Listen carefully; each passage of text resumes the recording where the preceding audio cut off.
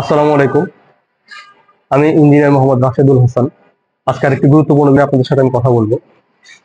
সেটি হলো বিল্ডিং এর বিভিন্ন জায়গায় ওয়্যার মেশের ব্যবহার নিয়ে। মনে করেন আপনি একটি বিল্ডিং এ থাকতেছেন, নতুন একটি বিল্ডিং, অল্প কিছুদিন হলো আপনি ওই বিল্ডিংটাতে উঠেছেন।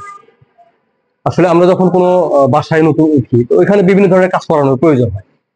তো সেখানে আপনি ইন্টেরিয়রের কাজ করেন কিংবা বিভিন্ন জিনিস রাখেন। তো এগুলা কাজ করার পরে অনেক সময় যেটা হয় যে আমাদের মাঝখানের কোনো জায়গায়, হচ্ছে এরকম একটা জায়গায় অথবা এরকম একটা জায়গায়, হ্যাঁ, অথবা যদি আমি এদিকে চলে আসি, দেখা যাচ্ছে যে মাঝখানের একটা জায়গায়, এরকম একটা জায়গায় কল ফেটে গেছে, যেখানে আমাদের আসলে আশেপাশে তেমন কিছুই নেই, কিন্তু অল ফেটে গেছে। তো কারণ খুঁজে পাওয়া যায় না কেন ফেটে গেছে। তো এই যে অল ফেটে যাওয়া, এটার পিছনে একটা কারণ আছে। আসলে প্রত্যেকটা কাজেরই কিছু নিয়ম আছে। তো আমরা যখন ওই কাজটা ওই নিয়ম অনুসরণ করে করবো, তো তখন ওই কাজটা কি সুন্দর হবে, মজবুত হবে, দীর্ঘস্থায়ী।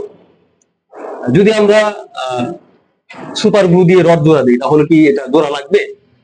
হয়তো স্বাভাবিক সময়ের জন্য এটা জোড়া লাগবে, কিন্তু একটা সার্টেন টাইমের পরে কি এটা খুলে যাবে।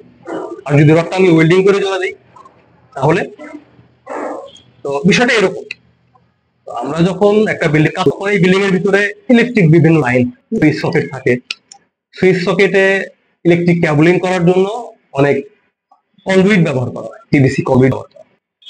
তো এই কন্ডুইট গুলা আমরা সাধারণভাবে ব্রিক ওয়ালে গ্রুপ কেটে করে থাকি। তো গ্রুপ কাটার পরে এই পাইপ গুলাকে ওয়ালের সাথে জাম দিয়ে, মর্টার দিয়ে জাম দিয়ে রাখা হয়। তো স্বাভাবিকভাবে যেটা হয় যে অনেকেই এটাকে ওই অবস্থাতেই রেখে দেয়, রেখে ওই অবস্থাতেই প্লাস্টার করে ফেলেন এবং রং করে ফেলেন। যার দরুন পরে কি হয়, বিল্ডিং এ ওঠার পরে ওই জায়গাগুলো ফেটে যায়। এখানে আসলে মানে আমরা কি কি জিনিস ব্যবহার করতেছি, আমার এখানে একটা বিকল আছে, এখানে আমরা গ্রুপ কাটতেছি, গ্রুপ কাটার পরে আমরা পিভিসি কন্ডুইট দিয়ে দিচ্ছি, এটার উপরে মর্টার দিয়ে ফিনিশিং দিয়ে দিচ্ছি। হ্যাঁ, তো আসলে মর্টারের সাথে কি আমার পিভিসি পাইপের বন্ডিং হবে? তো এই কারণে কি হচ্ছে যে নেক্সটে আমরা যখন পাইপ উপয়োগ করতেছি, এরপরে কি হচ্ছে যে আমার কল ফেটে যাচ্ছে।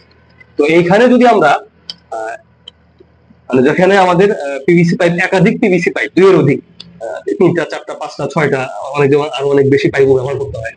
তো যখনই দুইয়ের অধিক পিভিসি পাইপ আমরা ব্যবহার করব, ওইখানে আমরা ওয়্যার মেশ ব্যবহার করব। এইভাবে আমরা পাইপ লাগাবো, পাইপ লাগানোর পরে ওয়্যার মেশ ব্যবহার করে সেটাকে মর্টার দিয়ে সুন্দর করে আটকায় দিব।